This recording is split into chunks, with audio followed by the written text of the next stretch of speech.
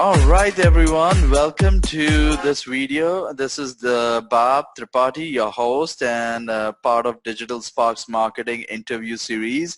And there is one thing that people say that it is dead, but it's not. And it's having a renaissance of sorts. And from what I know from our business and other businesses we work with, if you do it right, it can generate about 50% of revenue through that one channel. And that channel is email marketing. It has been around for a while. It's kind of the oldest marketing tactic, but again, as I said, you can do a lot, and not a lot of companies are actually leveraging the full power of email marketing as we know now.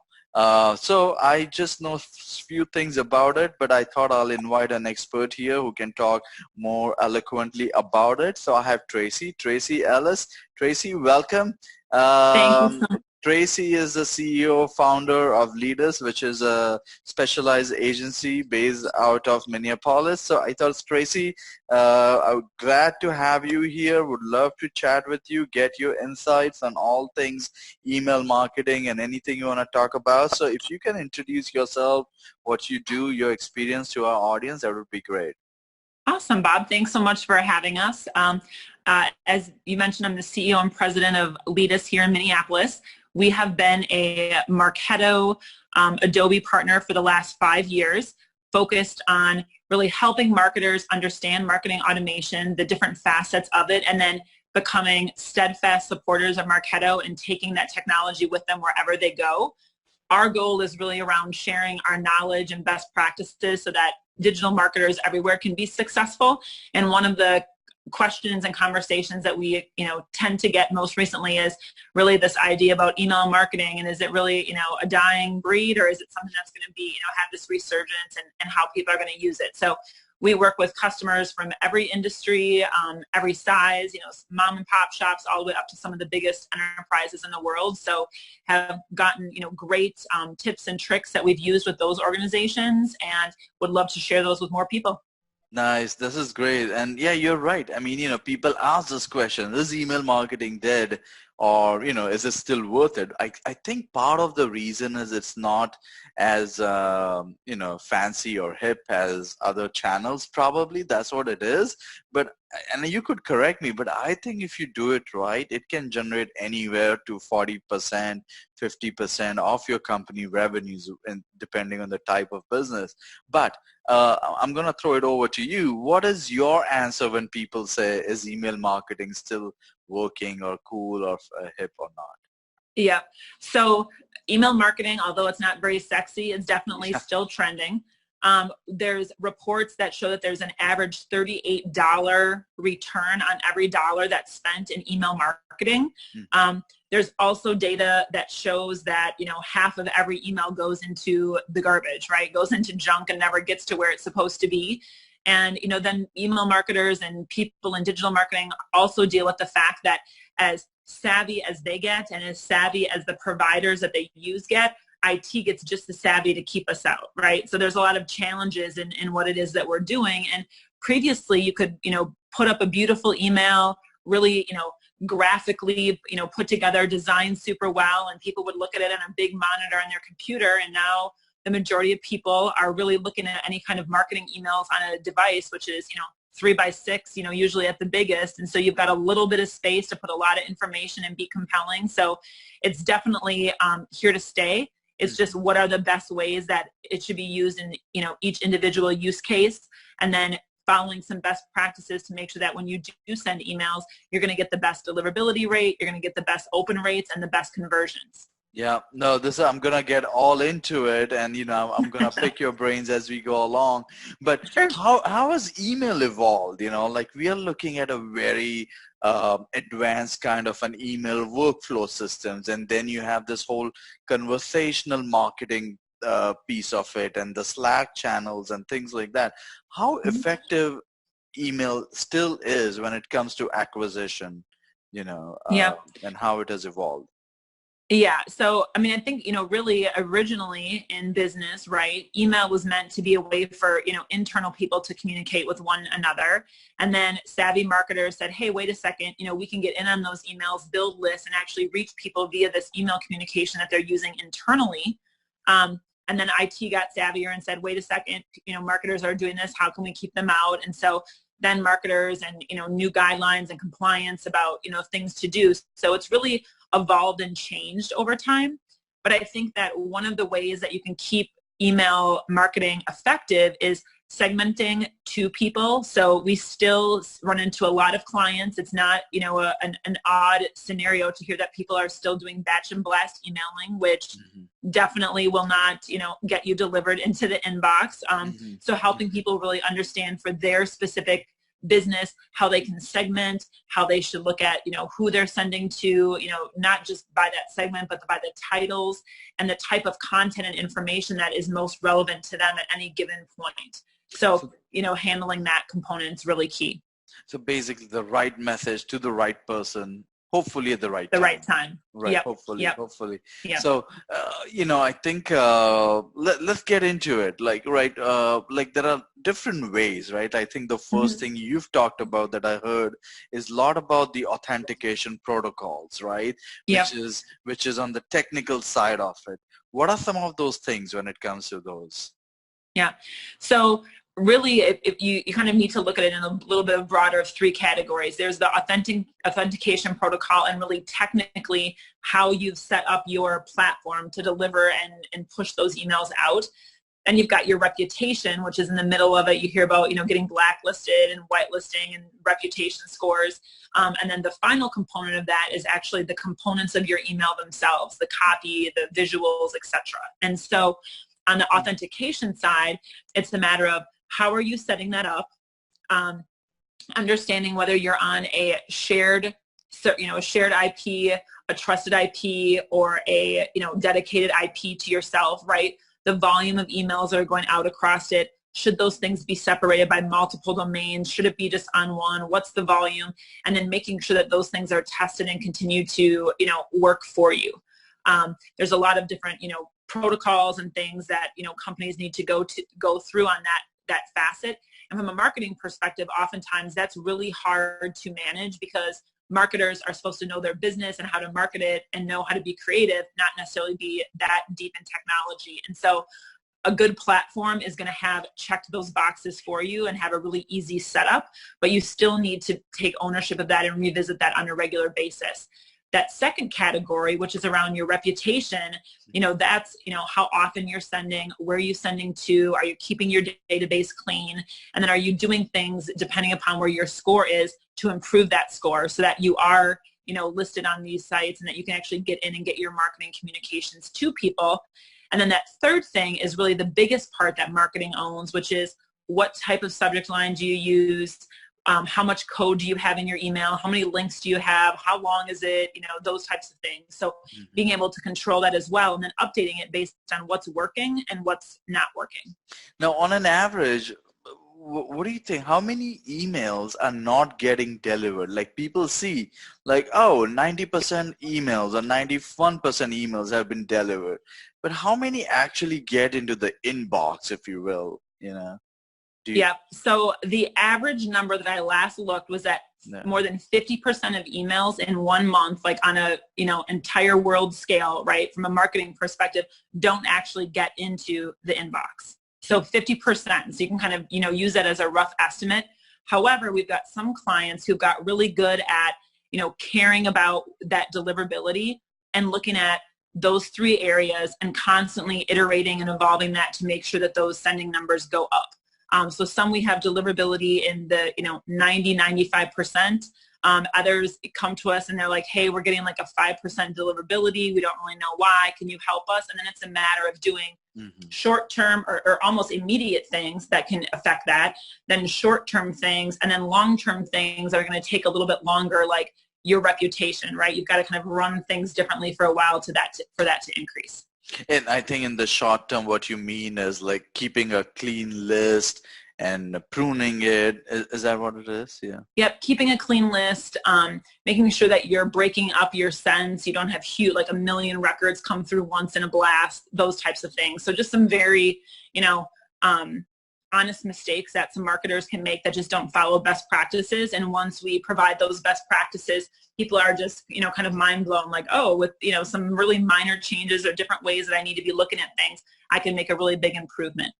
Now, I think I heard it somewhere, and you can correct me if I'm wrong, but I think there is some stat somewhere that every email goes bad after 120 days or something.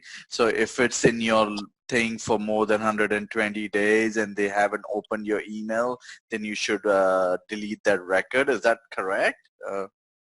It depends. So depending upon your industry and how often you're talking to people and what that cadence is and what you're selling, you need to adjust that time frame based on, yourself, right? Now with a lot of the new regulations, specifically if you have an international company and you're dealing with compliance issues like GDPR or CAN-SPAM, they have new laws and regulations around that, which if you use a preference center and, leverage that to determine how often people want to get, emailed, you can really help manage that and make that not be an issue for you. But it really depends upon the individual companies themselves. So I think it's a lot about making sure, like I see a lot of emails where it's shown as sent on behalf of, say, your email marketing platform, and that's going to affect the deliverability of the email, correct? Right. Whenever you're on a shared IP, okay. Anything that anybody else does that's on that IP with you can affect what you're doing. So, make sure that you're with a reputable company that's managing those things for the other clients that are also on that shared IP, and then making sure that you're doing, your due diligence, making sure that your emails are being sent appropriately as well. Now, is there any way to check, because for example, if you talk to an email marketing provider, they'll say, oh, we have 99.9% whatever, right? Is there any way that you can see, hey, how many of you guys have been blacklisted or, Mm-hmm. Usually, the email providers, right, to have the reputations they do and be the size companies that they are, they do a really good job of managing that stuff. And we know that with, Marketo, for example, they're really transparent with their customers. They really stay on top of making sure that everything is clean. And so it's just a matter of, how that looks for people. And, if at any time you're concerned about something, if you kind of checked off, okay, we're doing all the right things from a best practices perspective, we're doing all the right things from a reputation perspective, there has to be something else. Being able to go back to your provider and just have one of those conversations and understand, where do we sit? What does this look like? Right. Great. I think the second part of this you mentioned was reputation. Yeah. And I think one of the ways, what are some of the ways? I think you talked about send volume, for example, right? Now, is there any preferred send volume that, okay, you should only send this many emails per week? Is there any number around that? Yeah.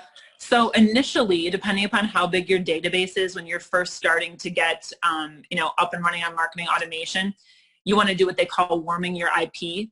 Right. So that you don't want to send out, 1 million all at once and then wait, right? You kind of send. So that first campaign, you kind of bucket over some, a period of time, period of days.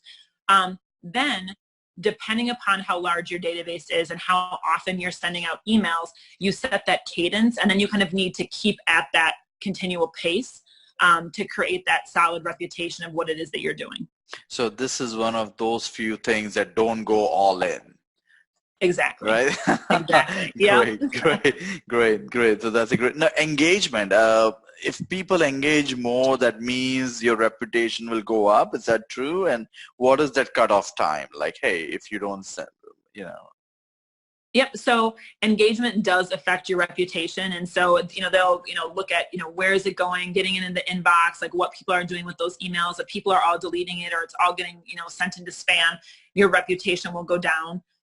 But, engagement, if marketers are really focused on that, it affects a lot of different areas. Mm-hmm. And so that's a matter of, it got to the inbox, right? So you've got over that battle in and of itself, but then what does your subject line look like? Is it compelling enough to get somebody to open it?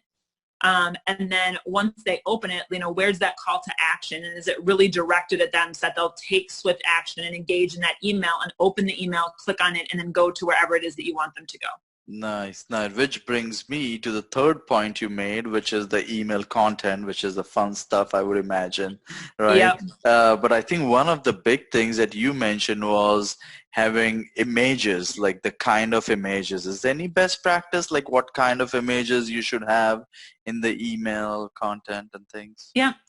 So if we back up a little bit, when we talk about the images and deliverability, you always hear about people talking about rendering on different devices, right? And so what people have to realize is that you've got HTML code that is not native to any specific platform. Every platform uses that code.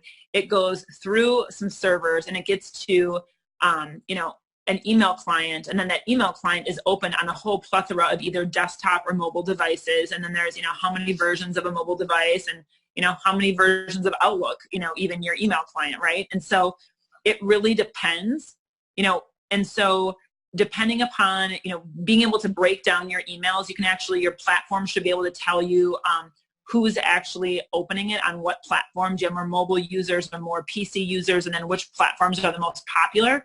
You can actually adjust your code to that. You can even segment out specific people. So you might have two versions of the email depending upon how friendly any of those platforms or devices are with certain HTML code. But what we see is that people really need to keep it simple, and especially because more and more the space that you have to put that call to action again is so small on a mobile device. We've got companies who come to us who provide us beautiful, sexy images that their comms teams have spent months putting together. And it's like, that's a beautiful poster, but nobody has a phone that big. And so let's squeeze all that down and figure out, like, what do we, we've got this little tiny square. What are we really trying to do, right? So kind of teaching people that it's not about, it's not about what you want them to do and kind of throwing up every possible thing about the offer or the call to action, but how can the subject line be engaging to drive to that specific call to action right away? And then if they're interested, they'll go in there and find the specific things, right? Versus sending somebody a laundry list and kind of having them pick what it is that will work best for them or what they should be looking at. Yeah, so true. I've seen so many people like working months and months on what you just said, like, the beautiful email, but if it's not gonna render, what's the use? And I think increasingly I see a trend going more towards using visual images in your email as opposed to copy. Is that your viewpoint? Yeah, we do see a lot of that. So I would say that there's a good balance of driving people visually and then also using words. And so combining, short phrases, good headers, good subheaders, and good words in a call to action. With those few things and a solid subject line, you can really increase your engagement. But then it's a matter of, how big is that graphic that you have in there? We always talk to clients about overlaying buttons and overlaying, copy right on that. So basically that whole photo and the overlying headers actually becomes your call to action button or your visual. And so for all the different platforms, that comes across as less code than if you have all those things layered on top of one another. So there's just some tips and tricks that help people kind of navigate and get to those and try to keep up with the savviness of those IT people trying to keep us out. Yeah. And I think I'm going to talk a little bit about that. But what about the call to action? Do you still subscribe to the theory that orange buttons work better than red, or blue works better than this? What's your theory? Well, as you can see, our brand color is orange. So I shouldn't have asked that. I shouldn't have asked you that question. Sorry, but I handed it over. Yeah, I think that the big thing is that your call to action, wherever you put it, it needs to be at the top, right? So whether you're opening your email on a phone or whether you're opening on a PC, if the call to action button, if they can't see it right away, you've already lost half your people that opened up your email, right? And the number of people that are going to scroll is relatively small. And so making sure that it stands out, and it's great if it's orange, but as long as it's a contrasting color and is really clear where somebody needs to click for that call to action, you should be successful in doing that. And then call to action too, like is there any limit? Like should you have one, two, three? What's your recommendation? Like according to me, two is like there should be just one call to action, right? What do you think? Yep. So in our own branding and emails here for Leadus, what we do is a call to action. And then Hmm. if the person doesn't click the call to action and wants a little bit more information, we'll have brief copy and then usually a link that also goes back to that same call to action. At the bottom in your footer, then you can maybe provide, like if that wasn't the right thing for them, maybe they need to see your broader product portfolio or your broader services portfolio. So you can have something kind of hidden down there if they're, appetized to go that route. But we usually find that having one call to action with a couple ways to actually get to that same place Hmm. works really well. Now, that's great. And now let's get to the fun part, subject lines. Oh All my right, goodness. everyone. You knew I was gonna get there, right? But subject lines is something that everyone loves, and it's so creative. But it's so much. Like sometimes you think this is the best subject line, Yep. and then you see that subject line being used and overused by so many different marketers. Do you have Yep. any best practices when I know you do with subject lines? Yep. So, one of the things that we always talk about with clients is that, they're so in tune to their own product and internally how their company talks about things. And so oftentimes a subject line will not mean anything to the person that you're sending it to. So internally at a company that would really resonate because that's how you talk about things, but really understanding how are people outside of your company, right? So how does somebody who doesn't know about your product or service, what would be the best way to explain to them and get them to do something catchy based on that subject line, especially when you're just in like an awareness stream early on, trying to get them to know who you are. And there's just, things to avoid, right? So using words like download, using the word now, like N-O-W, that's not great. We actually had one company who thought it was really savvy to include the word Rolex, like a free Uh-huh. Rolex in their Yeah. email communications. It was a B2B company, and we, let them know that that probably was not going to work. That's also like a scam from some other countries where they try to get people to open emails and, give them a free watch and really provide a bunch of Yeah. information. And so, Yeah. so trying to be, not use keywords, right, and find ways to be savvy and interesting so that people want to, learn more about what it is that you're saying. Every platform, if it's worth its dollar value, is going to have the ability to help you A/B test. And a lot of times with our clients, we'll do the A/B testing and not necessarily be upfront about the fact that we're going to do the A/B test. So they'll give us their subject line and their email and their copy, and we'll put it all together. And then I'll look at it and say, wait a second, send an A/B test and use their subject line and then make the other one this. And then we'll send it out and we get the results back and they're always in our favor. And so then we go back to the client and say, hey, listen, we were, kind of concerned when we were putting this campaign together. And so we changed some of these words that seem to be a little bit more, consumable to somebody who doesn't know about your product. And we sent them Mhm. to 2 test lists. And this is the result. Do you still want to send yours or do you want us to send ours? And I think you can Right. guess what the answer is to that.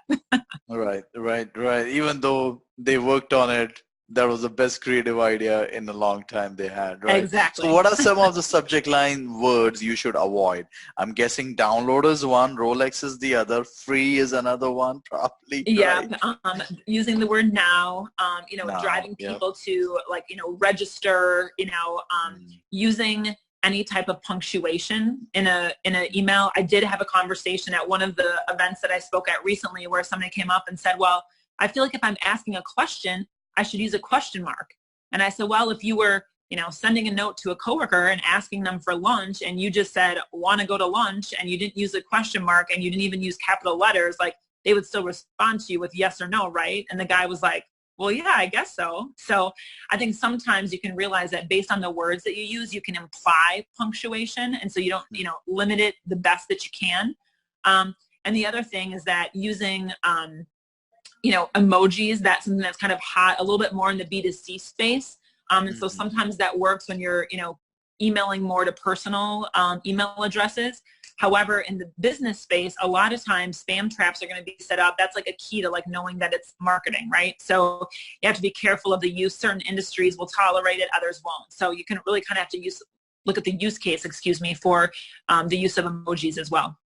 Right, that was my question, but you preempted me. But yeah, yeah, I see that so many people using emojis and things like that. So, um, what about the best practices? Like you mentioned some of these. Any other best practices that you can think of when it comes to email marketing, like data hygiene, and anything you would Yeah. recommend? So I think the first, best practice is to really have an initiative in place and Hmm. share what it is and share why you're looking at email deliverability, right? Share why it's important and kind of the process that you're going to go through.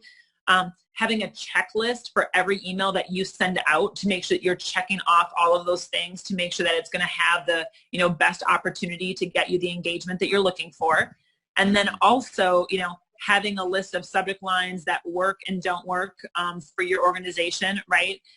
Limiting, images and those things. And a lot of times it helps if you know what those deliverability stats are, keeping all of the assets that are in your platform that you're going to use to those standards. So if images of a certain size work on one email platform over the best, have those ready to go so that you can really help. If you're in marketing ops, you can help the marketers, and for the marketers, depending on how big your team is, have them readily accessible for you and your other teams so that you're not spending a lot of time trying to, resize images and update things and go through stuff. You really have it right there at your fingertips.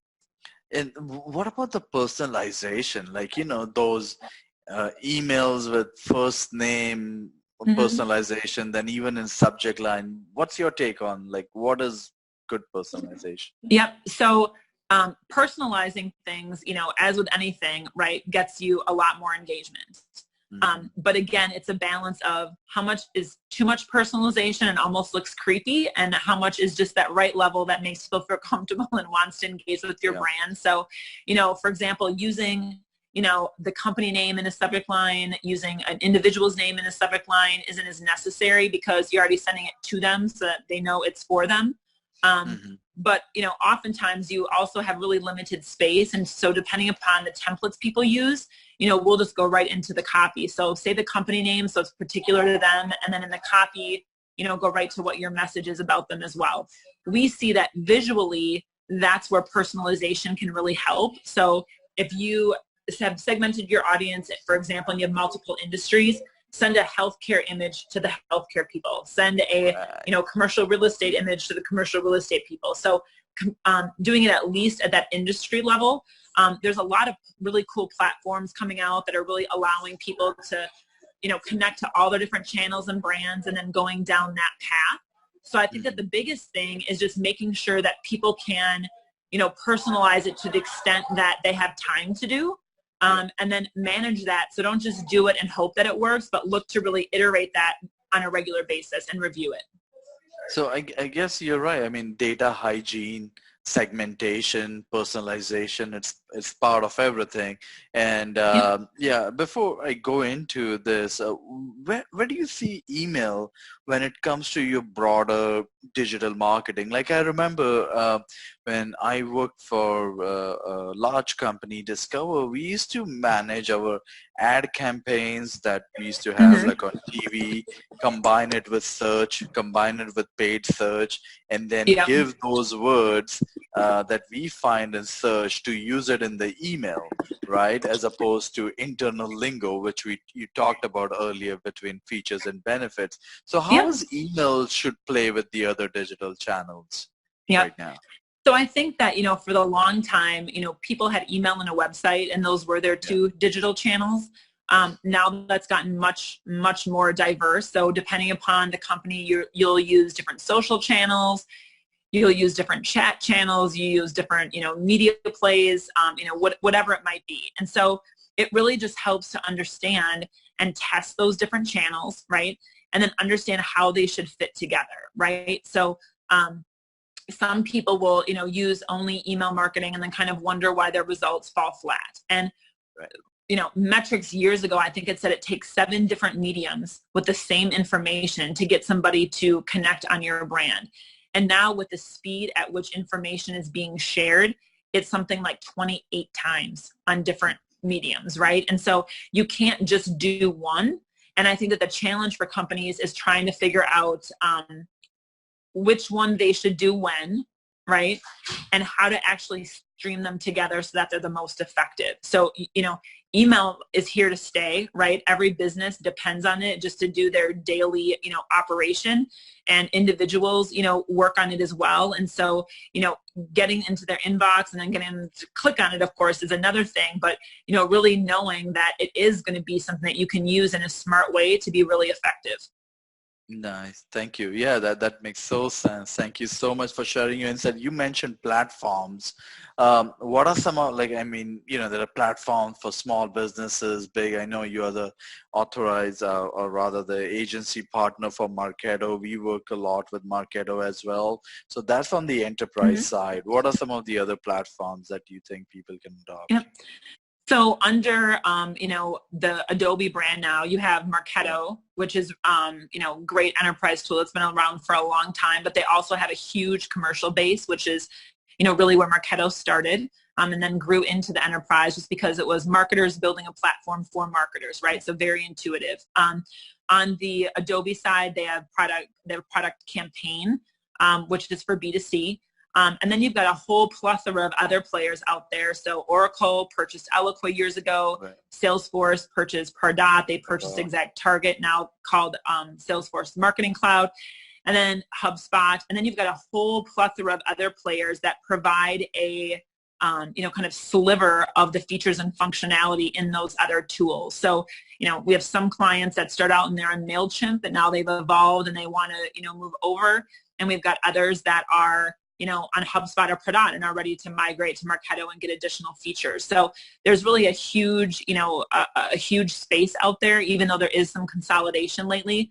Gartner just put out a new Magic Quadrant, and they talk about the different providers where, Marketo has really kind of come out ahead because of their features. But I think that for, somebody that has a platform, if it's working for you, right, that's great. Leverage the features that it has. And then as you start to understand the data and understand the information that it's providing, and it's asking more questions, have a path of how you could grow depending upon, the plan for your organization and the size that you want to get to.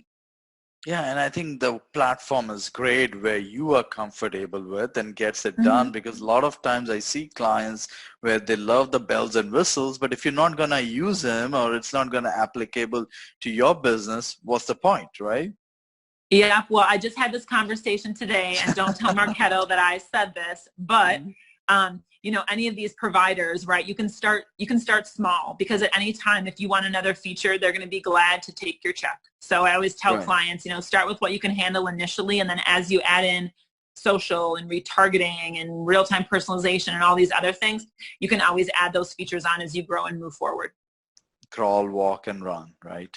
Yep, absolutely. Yep. Maybe some belly time first. Belly time too. Yeah, there you go. That's important too. This is great, Tracy. Is there anything I didn't ask, or maybe in my limited knowledge I didn't ask you about, that you think that people should know about email and where it is? Anything, do you think? I think one of the big things that's really tied to, email is, your CRM. So in a lot of cases, either Salesforce and then some clients on Dynamics as well. I think the big thing is really understanding your data, right? So your email deliverability and what you're doing has a lot to do with your data. And so, taking an effort to really understand not, is the email address correct? Like, how, are these people still there? But understanding what's happening when you send those, and then what are you going to do for each one of those categories. So recently when I presented, we've actually taken a sample of a client's database and showed their 50,000 records, all the different categories that those emails fell into, and then the suggestions that they should take for each one of those. So, is it a hard bounce? What do you want to do with those? Is it a soft bounce? What do you want to do with those? And that really does affect your email. And then you're going back to, your sales team having conversations about, I know you think the database I'm supposed to send this to is 1 million and you want 20%, engagement out of here, but the actual database of marketable people is maybe half that. And so our engagement is only going to be half of what that, number needs to be. So you can really use email deliverability and the data behind it to get yourself a seat at the table, talking, numbers and values and ROI. And what I always tell people is that if you don't have a seat at the table, you're probably getting eaten there. And that's definitely been the history with marketing. So we're trying to just elevate that conversation and, help people be super successful. And you're right. This is like such a numbers driven, right? With email, there is no black and white. So Yep. you can actually make a big difference. But this is great, Tracy. Thank you so much. Now for our viewers and listeners, how do they reach out to you? Just find you on LinkedIn or? Sure. Well, that would be great. It's Tracey Yeah. Ellis. So you can definitely find me there. You can also email info@leadus, which is LEADOUS.com. And we'll get back to somebody as soon as they have any questions. This is great, and I'm sure you have some free resources as well that they can download probably on your site too. Absolutely. And Our goal is just sharing information, helping people be successful. So we've got a new website we recently launched with tons of, downloads and resources and things to help the digital marketers kind of get their arms around marketing automation and email marketing and continuing to help them evolve that practice within their companies. that's great. Great. Thank you so much, Tracy, for your insights and spending time, and hope everyone listening, watching got great value out of it. But thank you so much, Tracy, for your time. Thank you for doing this. Absolutely. Thanks for having me, Bob. I appreciate it. Take care.